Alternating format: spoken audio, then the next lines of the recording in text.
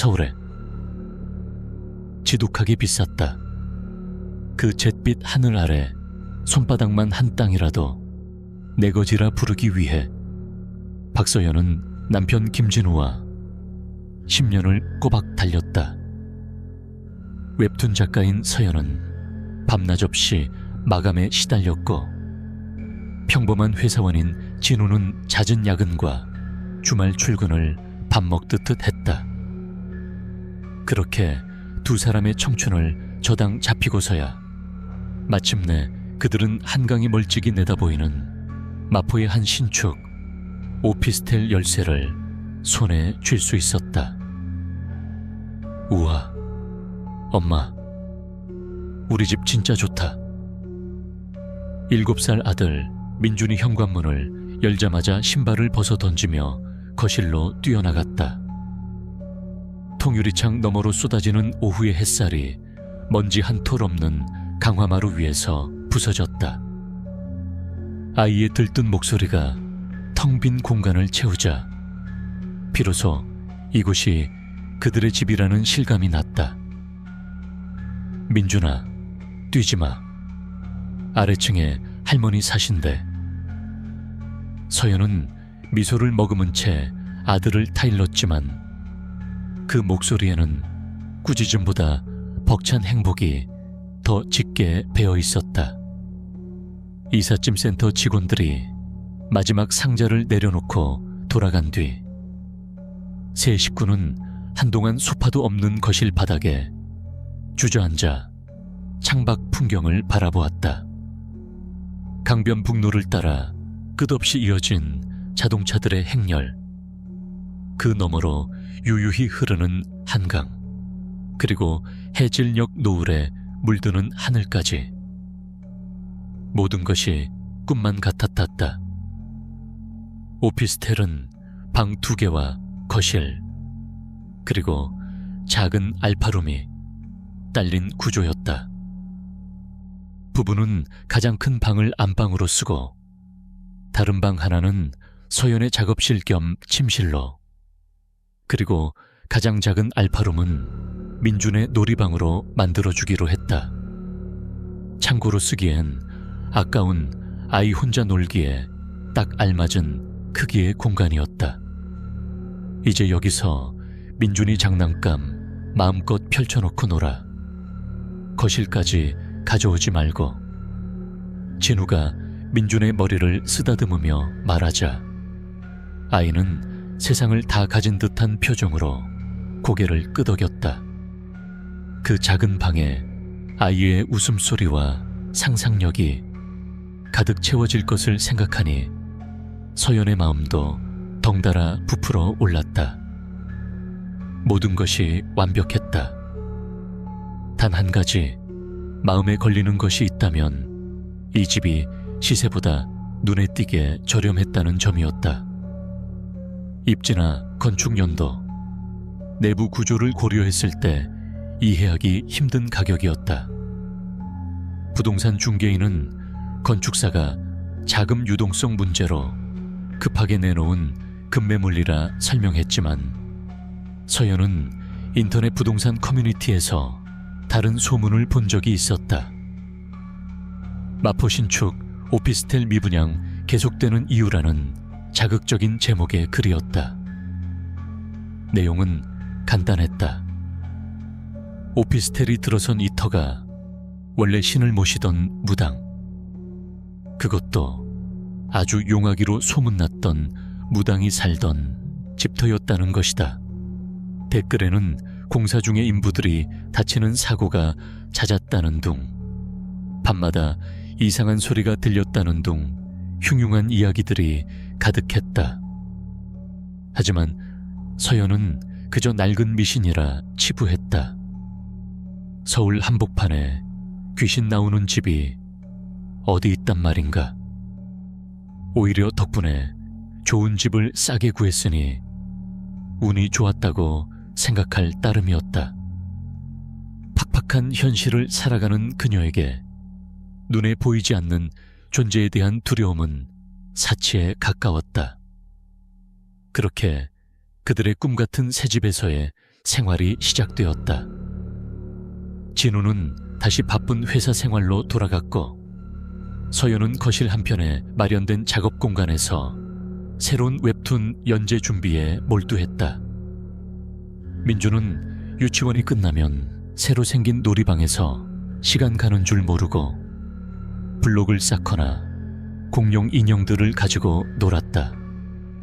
이사 온 지 일주일쯤 지났을까. 모든 것이 순조로웠다. 아래층에 산다는 노부부는 마주친 적이 없었고, 층간소음으로 인한 마찰도 없었다. 서연은 새집에서의 안정감 덕분인지 작업 능률도 오르는 것 같았다. 아이의 밝은 웃음소리를 배경음악 삼아 그림을 그리는 평화로운 오후가 이어졌다. 그녀는 곧 인터넷에서 보았던 그 찝찝한 소문 따위는 까맣게 잊어버렸다. 그 평화가 아주 서서히 눈치챌 수 없을 만큼 미세한 균열을 보이기 시작했다는 사실을 깨닫지 못한 채 그날은 유독 마감이 급한 날이었다. 남편 진우는 부산으로 1박 2일 출장을 떠났고, 집에는 서연과 아들 민준 둘만 남았다. 서연은 민준에게 저녁을 차려 먹이고 함께 목욕을 한 뒤 동화책을 읽어주며 재웠다. 아이의 고른 숨소리를 확인하고 안방을 빠져나온 시간은 밤 9시를 간 넘기고 있었다. 거실은 적막했다. 오직 서연의 타블렛 펜이 액정 위를 스치는 사각사각 소리와 멀리서 희미하게 들려오는 도시의 소음만이 공간을 채웠다.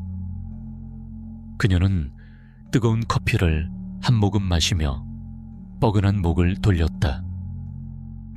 이번 에피소드의 콘티 마감은 내일 오전이었다. 밤을 새워야 할지도 몰랐다. 시간이 얼마나 흘렀을까? 집중력이 흐트러질 무렵 그녀는 문득 이상한 소리를 들었다. 아주 작고 희미해서 환청인가 싶을 정도의 소리였다.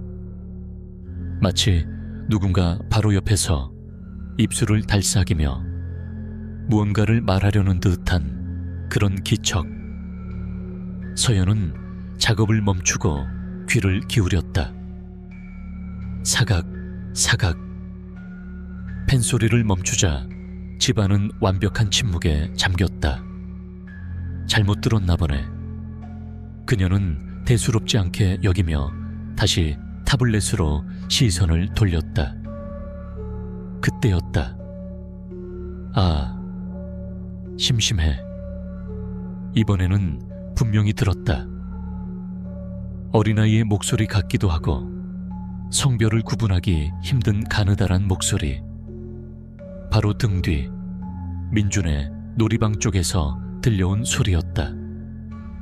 서연의 등줄기에 소름이 오소소 돋았다. 심장이 철렁 내려앉는다는 게 어떤 느낌인지 실감했다. 민준이가 깼나? 하지만 아이는 분명 안방 침대에서 곤히 잠들어 있었다. 그럼 누구지? 설마 도둑이라도 든 걸까? 하지만 현관문은 굳게 잠겨 있었고 외부 침입의 흔적은 어디에도 없었다. 서연은 조심스럽게 자리에서 일어났다. 손에 잡히는 대로 묵직한 보조 배터리를 꽉 쥐었다. 마른 침을 삼키며 살금살금 놀이방 문으로 다가갔다. 차가운 문 손잡이를 잡기 직전 그녀는 다시 한번 귀를 기울였다. 아무 소리도 들리지 않았다. 그저 자신의 심장이 귀 옆에서 미치듯이 울리고 있을 뿐이었다. 하나, 둘, 셋. 그녀는 심호흡을 하고 문을 확 열어젖혔다. 누구야? 방 안은 텅 비어 있었다. 달빛이 창문을 통해 스며들어 아이의 장난감들, 위로 기이한 그림자를 들이우고 있었다. 공룡 인형, 블록성, 미니 자동차들. 모든 것이 민준이가 마지막으로 놀았던 그대로 흩어져 있었다. 혹시 민준이가 가지고 노는 태블릿 PC가 저절로 켜진 건 아닐까? 서연은 가장 유력한 가능성을 떠올렸다. 아이들이 보는 유튜브 채널 중에는 저런 식의 대사를 하는 캐릭터가 나올 수도 있었다. 그녀는 장난감 더미 사이에 놓인 태블릿을 집어들었다. 화면은 까맣게 꺼져 있었고 전원 버튼을 눌러보아도 배터리가 방전되었는지 아무런 반응이 없었다. 피곤해서 헛것을 들었나봐. 서연은 스스로를 안심시켰다. 며칠째 이어진 마감 작업으로 신경이 극도로 예민해져 있었던 탓일터였다. 그녀는 안도의 한숨을 내쉬며 방을 둘러보았다. 그런데 이상했다. 유독 이 방의 공기가 다른 곳보다 서늘하게 느껴졌다. 창문이 열려있나 싶어 확인해 보았지만 창문은 굳게 닫혀 있었다. 마치 에어컨을 약하게 틀어놓은 듯한 피부에 와닿는 한기. 찜찜한 기분을 떨치려 애쓰며 그녀는 놀이방 문을 닫고 다시 작업 공간으로 돌아왔다. 하지만 한번 깨진 집중력은 좀처럼 돌아오지 않았다. 자꾸만 등 뒤의 놀이방 쪽으로 신경이 쏠렸다. 텅 빈 방 안에서 누군가 숨죽인 채 자신을 지켜보고 있을 것만 같은 불길한 상상에 사로잡혔다. 결국 서연은 작업을 포기하고 안방으로 들어갔다. 침대에 누워 잠든 민준의 옆에 몸을 뉘었다. 아이의 천이 느껴지자 비로소 긴장이 조금 풀리는 듯했다. 그래, 다 내가 예민해서 그런 거야. 이 좋은 집에 무슨 일이 있겠어. 그녀는 눈을 감고 억지로 잠을 청했다. 하지만 귓가에는 방금 들었던 그 생경한 목소리가 메아리처럼 맴돌았다. 아이의 것도 어른의 것도 아닌 기묘하고 서늘한 속삭임. 아, 심심해. 밤사이 뒤숭숭한 기분 탓에 잠을 설친 서연은 아침부터 몸이 무거웠다. 억지로 몸을 일으켜 민준을 깨워 유치원 보낼 준비를 서둘렀다. 아이는 간밤에 무슨 일이 있었는지 전혀 모르는 얼굴로 씩씩하게 우유를 마시고 옷을 입었다. 서연은 아이의 천진난만한 모습을 보며 어젯밤의 일은 그저 피곤이 만들어낸 해프닝일 뿐이라고 다시 한번 스스로를 다독였다. 엘리베이터를 기다리며 현관문 도어락을 확인하는데 아래층인 601호에 문이 열리며 처음 보는 할머니 한 분이 나왔다. 희끗희끗한 파마 머리에 몸빼 바지를 입은 전형적인 동네 어르신의 모습이었다. 이사 온 뒤로 처음 마주치는 아래층 이웃이었다. 안녕하세요. 760에 이사 왔어요. 서연은 민준의 손을 잡고 허리를 숙여 깍듯하게 인사했다. 보통의 경우라면 아이고 반가워요. 떡이라도 돌려야지. 같은 덕담이 오갈 법한 상황이었다. 하지만 할머니의 반응은 예상과 전혀 달랐다. 그녀는 잔뜩 찌푸린 미간으로 서연과 민준을 위아래로 훑어보더니 못마땅하다는 듯 입을 열었다. 대기 715요. 그 목소리에는 날이 서 있었다. 서연은 순간 당황했지만 이내 표정을 관리하며 미소를 지었다. 네, 할머님.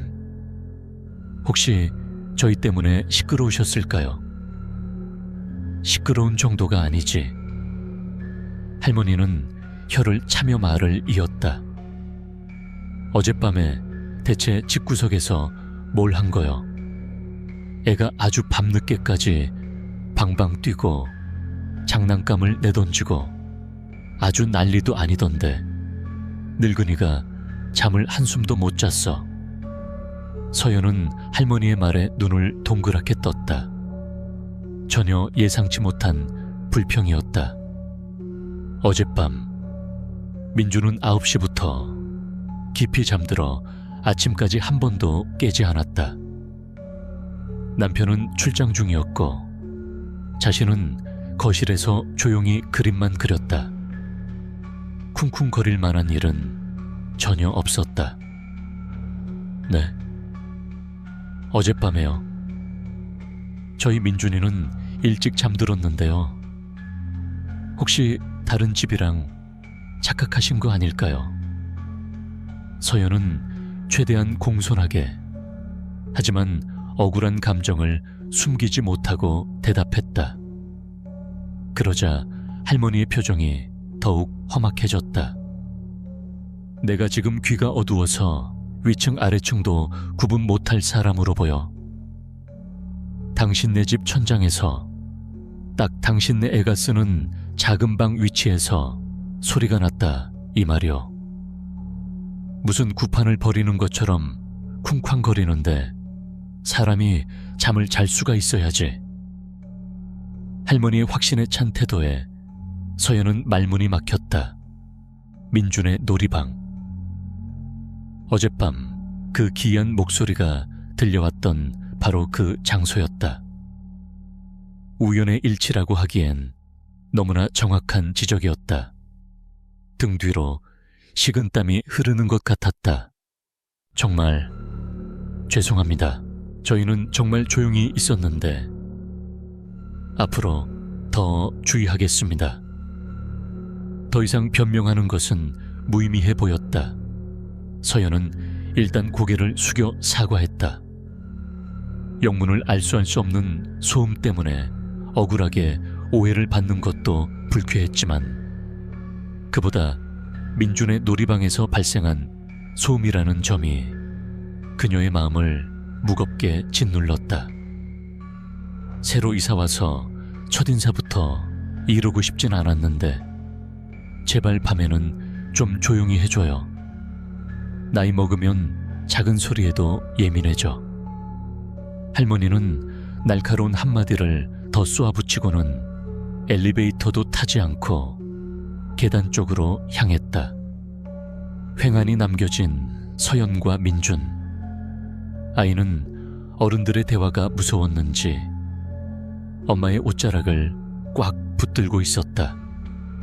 유치원 버스를 태워보내고 집으로 돌아오는 길, 서연의 머릿속은 복잡했다. 아래층 할머니가 거짓말을 하는 것 같지는 않았다.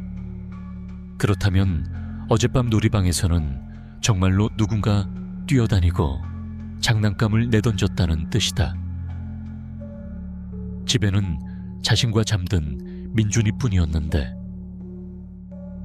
그녀는 어젯밤 들었던 가느다란 속삭임을 떠올렸다. 심심해. 그 목소리의 주인이 낸 소리였을까? 서연은 고개를 세차게 흔들었다. 말도 안 되는 생각이었다. 분명 건물의 배관 소리나 다른 집의 소음이 착각을 일으킨 것일 터였다. 그렇게 믿고 싶었다. 하지만 마음 한구석에서 피어오르는 불안감은 쉬이 가시지 않았다. 그날 이후 그녀는 민준의 놀이방 문이 굳게 닫혀 있는지 몇 번이고 확인하는 버릇이 생겼다. 아래층 할머니와의 불쾌한 만남 이후 서연은 온종일 신경이 곤두서 있었다. 혹시나 작은 소리라도 새어나갈까 싶어 집 안에서도 발뒤꿈치를 들고 걸어 다녔다. 거실에서 작업을 하면서도 틈틈이 민준의 놀이방 쪽을 힐끔거렸다. 굳게 닫힌 문 너머에서 무언가 불길한 기운이 스며 나오는 듯한 착각마저 들었다. 오후가 되자 빗방울이 창문을 두드리기 시작했다. 흐린 날씨 탓인지 집안은 평소보다 더 어둡고 스산했다. 서연은 불쾌한 기분을 떨쳐내려 애쓰며 웹툰 스케치에 몰두했다. 그렇게 한참 시간이 흘렀을까. 빗소리에 섞여 또다시 그 목소리가 들려왔다. 심심해. 이번에는 지난밤보다 훨씬 더 선명했다. 마치 귓가에 대고 속삭이는 것처럼. 서연은 자기도 모르게 비명을 지를 뻔했다. 심장이 발끝까지 떨어졌다가 솟구치는 기분이었다. 그녀는 덜덜 떨리는 손으로 타블렛 펜을 내려놓았다. 목소리는 의심할 여지 없이 놀이방에서 들려왔다. 공포심이 온몸을 지배했지만 동시에 이 정체 모를 현상을 제 눈으로 확인해야 한다는 오기가 솟았다. 이대로 겁만 먹고 있을 수는 없었다. 그녀는 심호흡을 하며 자리에서 일어났다. 천천히 한 걸음 한 걸음 놀이방 문으로 다가갔다. 가까워질수록 어젯밤에 느꼈던 그 서늘한 한기가 다시 온몸을 감쌌다. 7월의 무더운 여름 날씨에도 불구하고 놀이방 문틈으로는 에어컨 바람 같은 냉기가 흘러나오고 있었다. 서연은 마침내 문손잡이를 잡았다. 차가운 금속의 감촉이 손바닥을 통해 심장까지 전해지는 듯했다. 그녀는 눈을 질끈 감았다가 뜨며 문을 활짝 열었다. 방 안은 여전히 텅 비어 있었다. 흐린 날씨 탓에 어두컴컴한 방 안. 장난감들은 아침에 민준이 가지고 놀던 모습 그대로 널브러져 있었다. 아무 일도 없었다. 하지만 방 안의 공기는 바깥과 확연히 달랐다. 뺨에 와닿는 공기는 축축하고 차가웠다. 마치 오래된 지하실에 들어온 것 같은 냄새마저 나는 듯하였다. 도대체 이게 무슨...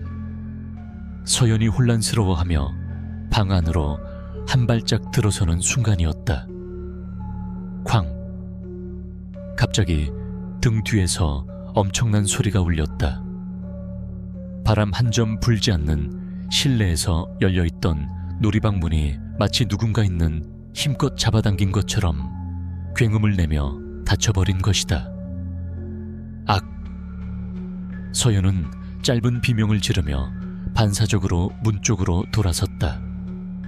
칠흑 같은 어둠이 그녀를 덮쳤다. 당황한 그녀는 더듬거리며 문 손잡이를 찾아쥐고 돌렸다. 그런데 문이 열리지 않았다. 철컥, 철컥. 손잡이는 돌아갔지만 문은 꿈쩍도 하지 않았다.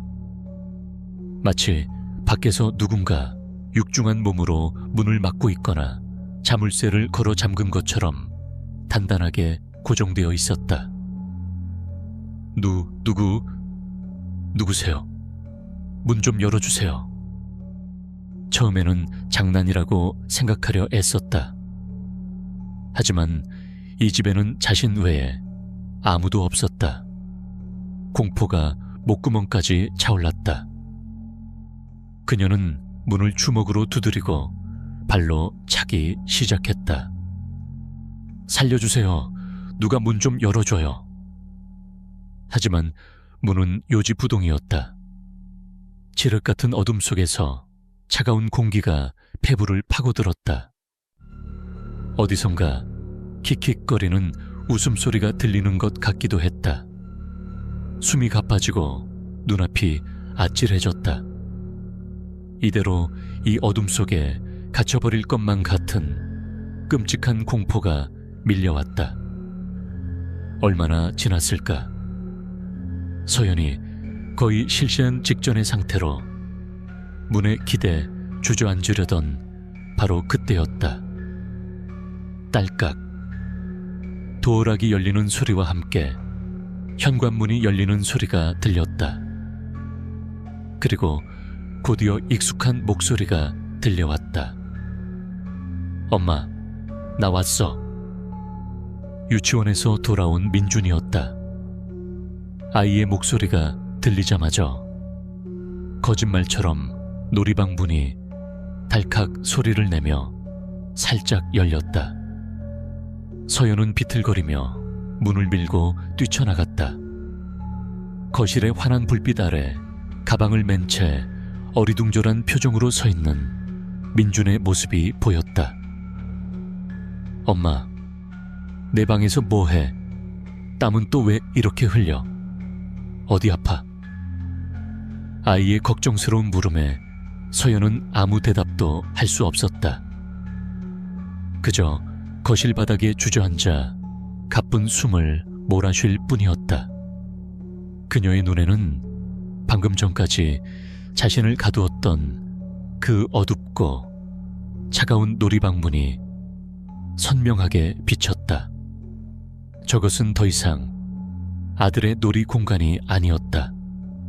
정체를 알 수 없는 무언가가 도사리고 있는 금단의 영역이었다. 그날 이후 집안의 분위기는 완전히 달라졌다. 서연은 더 이상 민준의 놀이방 문을 열지 않았다. 아이에게는 방 안의 장난감을 정리해야 하니 며칠만 들어가지 말라고 둘러댔다. 낮에는 어떻게든 버틸 수 있었지만 해가 지고 어둠이 내리면 그녀는 극심한 불안감에 시달렸다. 작업에 집중할 수도 없었고 잠든 민준이 작은 뒤척임에도 소스라치게 놀라 깨기 일쑤였다. 변화는 민준에게서도 나타났다. 그토록 좋아하던 놀이방에 들어가지 못하게 된 것을 처음에는 투덜거렸지만 며칠 지나자 아이는 오히려 그 방을 멀리하기 시작했다. 거실에서 놀다가도 장난감이 놀이방 문 근처로 굴러가면 예전 같으면 신나서 달려갔을 아이가 엄마를 애타게 부르며 주워달라고 했다. 마치 문틈으로 무언가 튀어나와 자신의 발목이라도 잡을 것처럼 그 근처에 가는 것 자체를 두려워했다. 더 이상한 점은 아이가 혼자 잠들지 못하게 되었다는 것이다. 이전까지는 자기 방에서 씩씩하게 혼자 잠들던 아이가 밤만 되면 울상을 지으며 서연과 진우의 안방으로 파고들었다. 엄마, 무서워. 같이 자면 안 돼. 우리 민준이 이제 다 컸는데 왜 그래? 뭐가 무서워? 진우는 대수롭지 않다는 듯 아이를 다독였지만 서연의 마음은 철렁 내려앉았다. 그녀는 남편에게 며칠 전 겪었던 일을 차마 털어놓지 못했다. 비과학적인 이야기를 꺼냈다가 예민한 사람으로 취급받을 것이 뻔했고 무엇보다 가족, 특히 민준에게 괜한 공포심을 심어주고 싶지 않았기 때문이다. 하지만 아이의 변화는 명백한 이상 신호였다. 어느 날 밤, 모두가 잠든 시간, 서연은 옆에서 뒤척이는 민준 때문에 잠에서 깼다.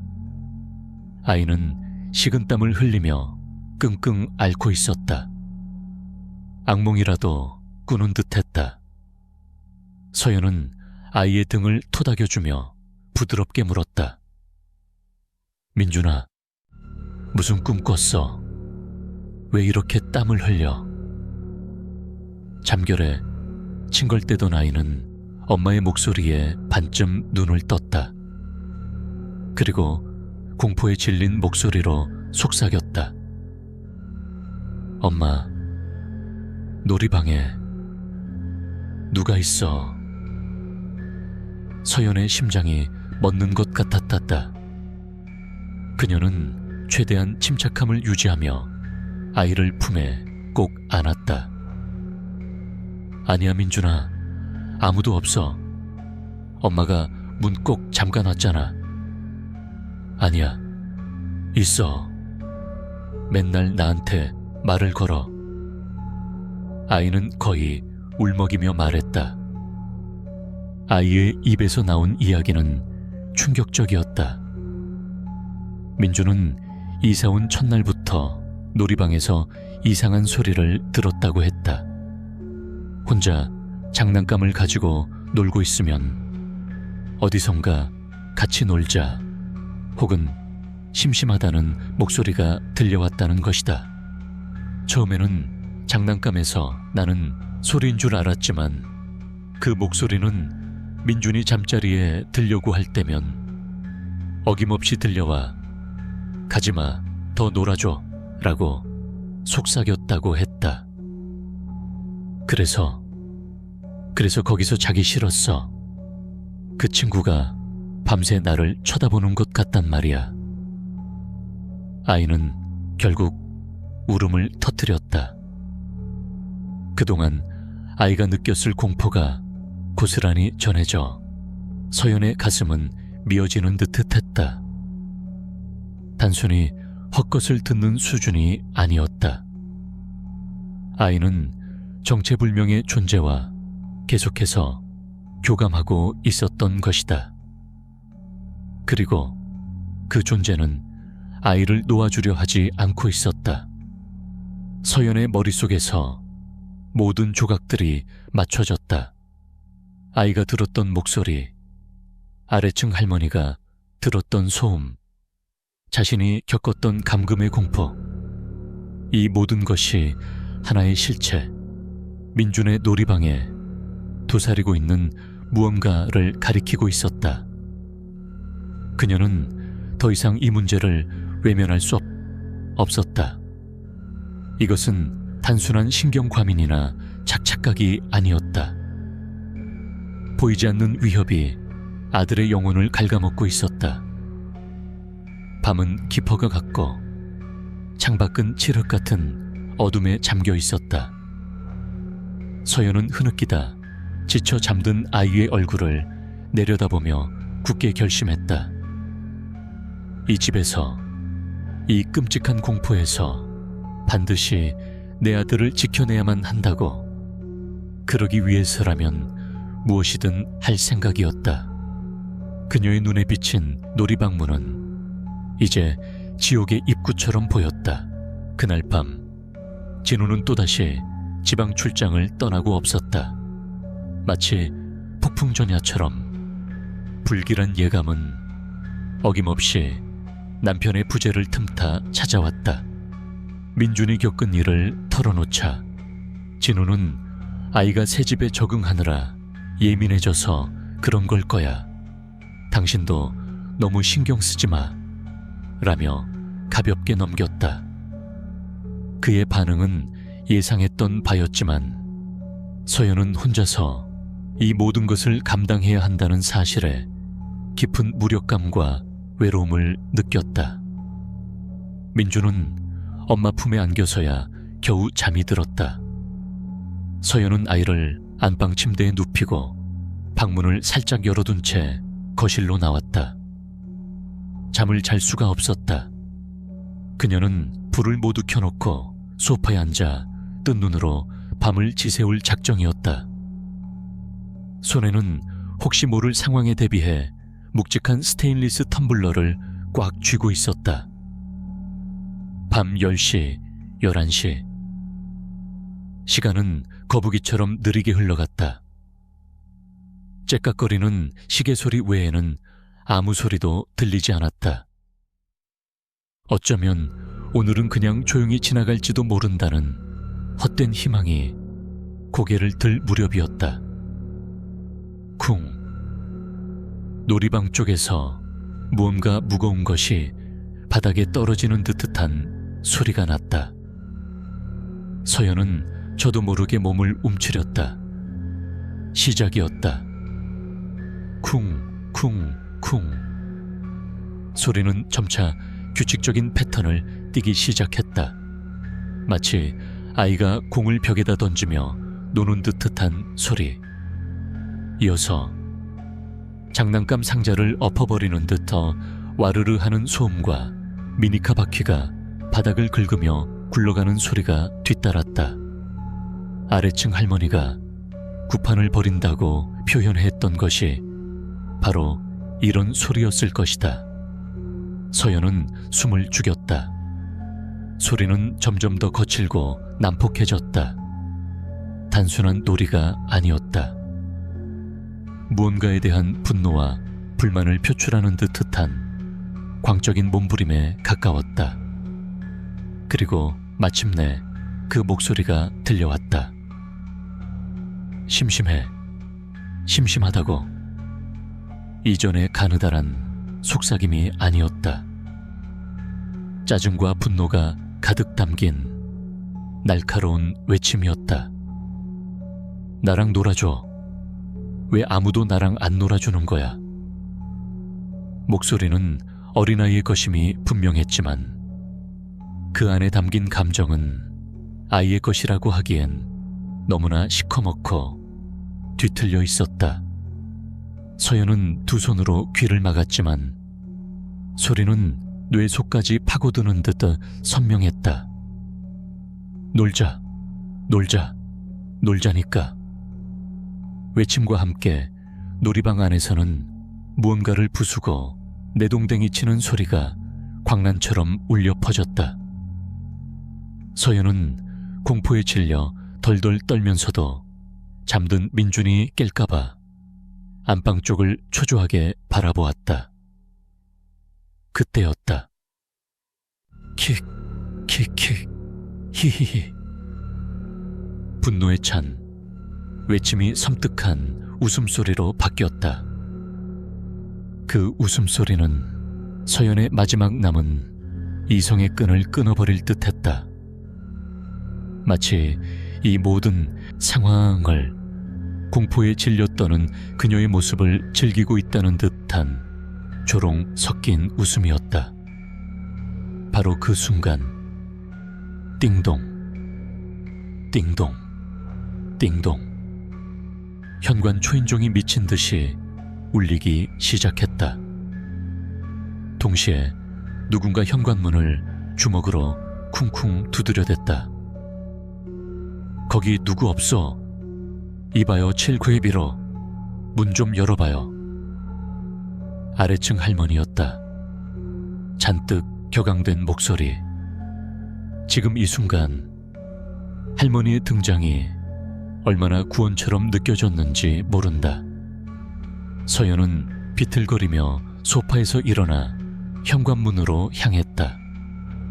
다리가 풀려 몇 번이고 주저앉을 뻔했다. 놀이방의 소음과 등 뒤에서 들려오는 듯한 함탄 웃음소리, 그리고 문 밖에서 들려오는 고함소리가 뒤섞여 지옥 같은 불협화음을 만들어내고 있었다. 그녀는 마지막 남은 힘을 쥐어짜 현관문에 잠금 장치를 풀었다. 문이 열리자마자 잔뜩 상기된 얼굴에 한 할머니가 쏟아지듯 안으로 들어왔다. 그녀는 서연의 파랗게 질린 얼굴과 넋이 나간 눈을 보자마자 고함을 치려던 것을 멈추고 잠시 말을 잃었다. 집 안을 가득 채운 광적인 소음이 모든 상황을 설명해주고 있었다. 아주머니, 이게 대체 무슨 난리여? 할머니, 제발 좀 도와주세요. 서연은 거의 울부짖으며 할머니의 팔을 붙잡았다. 이성과 체면을 차릴 경황이 없었다. 눈앞의 노인이 유일한 동아줄처럼 느껴졌다. 그녀는 횡설수설 자신이 겪었던 일들과 민준이 들었던 목소리에 대해 쏟아내기 시작했다. 아무도 없는 방에서 들려오는 목소리, 저절로 닫히던 문, 그리고 지금 집 안을 뒤흔들고 있는 정체모를 소음까지. 할머니의 표정은 분노에서 당혹감으로, 이내 심각함으로 빠르게 변해갔다. 그녀는 서연의 어깨를 단단히 붙잡고 집안 소음이 터져나오는 놀이방 문을 매서운 눈으로 쏘아보았다. 일단 우리 집으로 갑시다. 할머니는 단호하게 말했다. 그녀는 겁에 질린 서연을 거의 끌다시피 데리고 자신의 집 615로 향했다.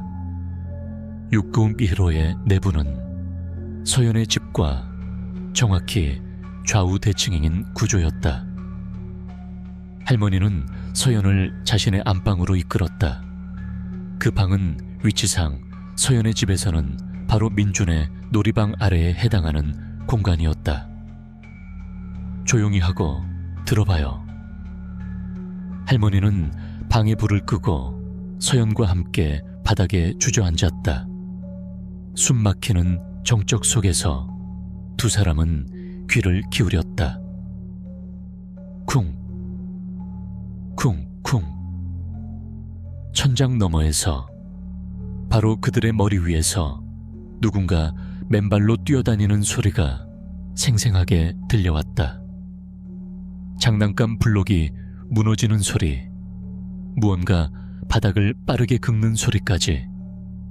마치 바로 위층 방에 정말로 아이가 미쳐 날뛰고 있는 것 같았다. 하지만 서연은 알고 있었다. 지금 저 방은 텅 비어 있다는 사실을. 들려요, 할머니. 저 웃음소리. 서연은 떨리는 목소리로 속삭였다. 그녀의 귀에만 들리는 환청이 아니었다. 킥킥거리는 섬뜩한 웃음소리가 천장을 뚫고 희미하게, 하지만 분명하게 들려오고 있었다. 할머니는 깊은 한숨을 내쉬었다. 그녀의 얼굴에는 공포가 아닌 무언가를 체념한 듯한 어두운 그늘이 드리워져 있었다. 한참을 침묵하던 그녀가 마침내 입을 열었다. 그녀의 입에서 나온 이야기는 서연이 상상했던 것 이상으로 끔찍한 진실이었다. 죽은 무당한테 단단히 홀렸구먼. 네, 무당이라니요. 원래 이 오피스텔터가 동자신을 모시던 무당이 살던 자리였어. 할머니는 충격적인 이야기를 담담하게 풀어놓았다. 아주 용한 무당이었지만 유독 어린아이의 영혼인 동자신을 모셨기 때문에 그 변덕이 죽 끓듯 했다고 한다. 사람들만 보면 심심하다고 때를 쓰고 장난을 치는 일이 잦았다는 것이다. 근데 그 무당이 몇 년 전에 길 건너에서 교통사고로 갑자기 죽어버렸지. 혼은 못 거두고 몸만 간 거야. 그 뒤에 이 건물을 올리는데 사고가 끊이질 않았어. 인부들이 헛것을 봤다는 소문도 파다했고, 집은 멀쩡하게 다 지어놓고도 미분양이 계속되고 사람들이 계약했다가도 파기하는 일이 잦았던 것이 모두 그 장난질 때문일 거라고 동네 사람들은 쉬쉬하며 이야기해왔다고 했다. 새댁이 들었다는 그 목소리 말이야. 심심하다는 소리. 할머니는 서연의 눈을 똑바로 바라보며 말했다. 그건 죽은 무당이 아니라 갈 곳 없이 이 터에 남겨진 그 동자신 목소리일 게야. 제 어미. 무당은 죽고 없지. 놀아줄 사람은 없지. 얼마나 심심하고 원통하겠어. 그러다 마침 어린애가 있는 집이 이사를 들어왔으니 신이 나서 저러는 거지. 아기가 있는 건 아니겠지만 저러다 애를 잡을 수도 있어. 산 사람 길을 다 뺏어가거든. 서연은 아무 말도 할 수 없었다. 인터넷에서 보았던 근거 느떠는 괴담이 이제는 피할 수 없는 현실이 되어 그녀의 목을 조여오고 있었다. 자신의 아들이 죽은 자의 섬뜩한 놀이 상대가 되어가고 있었다는 끔찍한 진실 앞에서 그녀는 온몸의 힘이 빠져나가는 것을 느꼈다. 그날 밤 서연은 할머니의 집에서 뜬 눈으로 밤을 새웠다. 천장 너머에서 들려오던 광란의 소음은 새벽녘이 되어서야 거짓말처럼 잦아들었다. 동이 트고 세상이 환해졌지만 서연의 마음을 짓누르는 어둠은 조금도 걷히지 않았다. 할머니는 아침 일찍부터 분주하게 어딘가로 전화를 걸었다. 동네에서 알고 지내는 지인들을 통해 수소문한 끝에 신기가 세고 영험하기로 소문난 남자 무당 박수무당을 찾아낸 것이다. 약속을 잡는 할머니의 목소리는 단호하고 망설임이 없었다. 서연은 그저 멍하니 그 모습을 바라볼 뿐이었다. 이제 그녀가 기댈 곳은 과학이나 이성이 아닌 눈에 보이지 않는 세계의 힘뿐이었다. 이틀 뒤 약속한 날짜에 박수무당이 그들의 오피스텔을 찾았다. 그는 50대 중반쯤으로 보이는 날카로운 눈매와 다부진 체격을 가진 남자였다. 현관문을 열고 들어서는 순간부터 그는 집안을 훑어보며 미간을 찌푸렸다. 기가 아주 세구먼 보통 내기가 아니야. 그는 다른 곳은 둘러보지도 않고 곧장 민준의 놀이방 문 앞으로 향했다. 마치 무언가에 이끌리기라도 한 듯 했다. 굳게 닫힌 문 앞에서 잠시 눈을 감고 길을 느끼던 그는 나지막이 혀를 찼다. 어린애 장난이라고 하기엔 한이 너무 깊어. 외로움이 사무쳐서 저리독을 품은 개야. 박수무당은 서연과 할머니에게 거실에 나가 있으라고 한 뒤 혼자서 놀이방으로 들어갔다. 그가 방 안으로 들어간 직후 닫힌 문틈으로 차가운 바람이 휙 하고 새어나오는 것이 느껴졌다. 서연은 불안한 마음에 소파에 앉아 두 손을 모아 쥐었다. 얼마 지나지 않아 방 안에서 알 수 없는 주문을 외는 소리와 함께 방울소리가 요란하게 들려오기 시작했다. 때로는 무언가를 달래는 듯한 부드러운 목소리가, 때로는 호되게 꾸짖는 듯한 날카로운 고함이 섞여 나왔다. 문 너머에서 어떤 일이 벌어지고 있는지 짐작조차 할 수 없었지만 서연은 온 집안의 공기가 팽팽하게 당겨지는 듯한 압박감을 느꼈다. 시간이 얼마나 흘렀을까?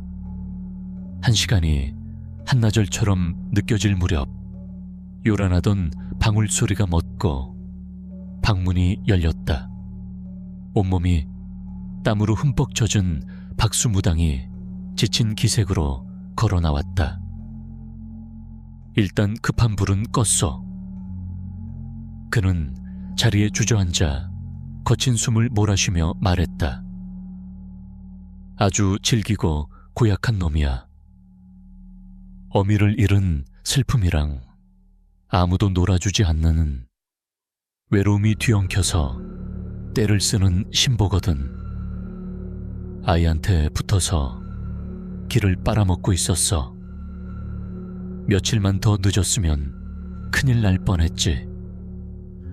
그는 서연에게 부적 몇 장을 건네주며 놀이방 문과 민준의 침대 머리맡에 붙여두라고 일렀다. 그리고 방 안의 장난감들은 모두 꺼내 햇볕에 한나절 이상 말린 뒤에 다시 들여놓으라고 당부했다. 이제 해코지는 못할 겁니다. 내가 단단히 기를 터주고 왔으니. 하지만 이 터에 깃든 기운 자체가 사라지는 건 아니니 한동안은 아이를 각별히 살피시오. 모든 의식이 끝나고 박수무당과 할머니가 돌아간 뒤 서연은 조심스럽게 놀이방 문을 열었다. 며칠 전까지만 해도 지옥의 입구처럼 느껴졌던 그 방. 하지만 지금은 달랐다.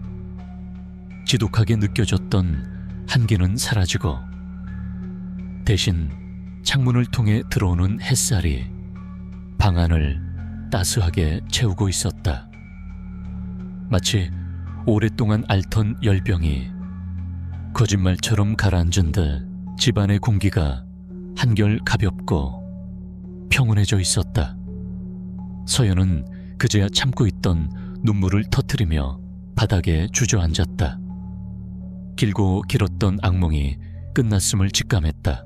모든 소동이 끝난 다음 날 서연은 박수무당이 일러준 대로 놀이방의 모든 장난감을 베란다로 꺼내 햇볕 아래 널었다.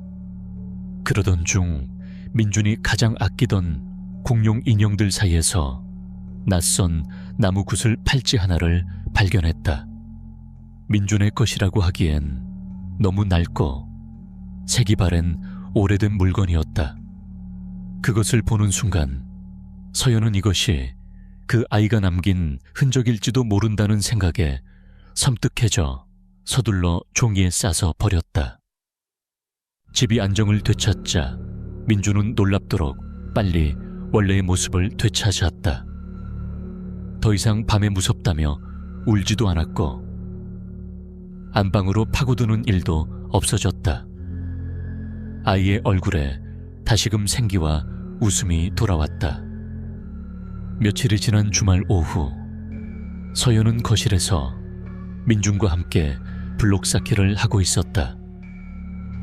문득 궁금해진 그녀는 아이에게 조심스럽게 물었다. 민준아, 이제 놀이방에 있는 그 친구 안 보여? 아이는 잠시 블록을 만지작거리며 생각에 잠기더니 아주 담담하게 고개를 끄덕였다. 그리고 이전에는 차마 꺼내지 못했던 마지막 비밀을 털어놓았다. 이제 안 보여. 보였었어. 서연은 가슴이 철렁했지만 애써 태연한 척 물었다. 민준은 작은 목소리로 속삭였다. 목소리만 들리는 게 아니었어. 가끔 방구석에 누가 앉아있는 것 같았어. 나랑 똑같은 꼬마의 그림자 같은 게. 얼굴은 잘 안 보였는데 맨날 나를 그냥 쳐다만 보고 있었어. 그래서 무서웠어. 아이의 고백은 서연의 등골을 다시 한번 서늘하게 만들었다. 아들이 겪었을 공포의 실체가 생각보다 훨씬 더 깊고 구체적이었다는 사실에 가슴이 미어졌다. 그녀는 아이를 말없이 꼭 껴안아 주었다. 그 후로 그들 가족에게는 더 이상 기이한 일이 일어나지 않았다. 아래층 할머니와는 오며 가며 인사를 나누는 살가운 이웃이 되었다. 서연은 감사의 의미로 비싼 과일 바구니를 선물했고 할머니는 직접 담근 김치를 나눠주었다. 끔찍했던 그 밤의 사건은 두 사람 사이의 비밀이 되었다. 가족은 그 오피스텔에서 계속 살았다. 서울 하늘 아래 어렵게 구한 첫 내 집을 쉽게 포기할 수는 없었다. 민준의 놀이방은 이제 아무 문제 없이 아이의 웃음소리가 가득한 평범한 공간이 되었다. 하지만 서연에게는 지워지지 않는 흉터가 남았다. 모든 것이 제자리로 돌아온 지금도 그녀는 가끔씩 아무도 없는 놀이방 쪽을 불안한 눈으로 힐끔거렸다. 밤늦게까지 혼자 거실에서 작업을 할 때면 등 뒤에서 누군가 자신을 지켜보는 듯한 기척에 소스라치게 놀라곤 했다. 특히 비가 오는 흐린 날이면 귓가의 환청처럼 그 목소리가 맴도는 것 같았다. 아이유의 것도 어른의 것도 아닌 서늘하고 뒤틀린 외로움이 담겨있던 그 목소리. 아, 심심해. 그녀는 아마 평생 그 끔찍한 속삭임의 공포를 잊지 못할 것이다.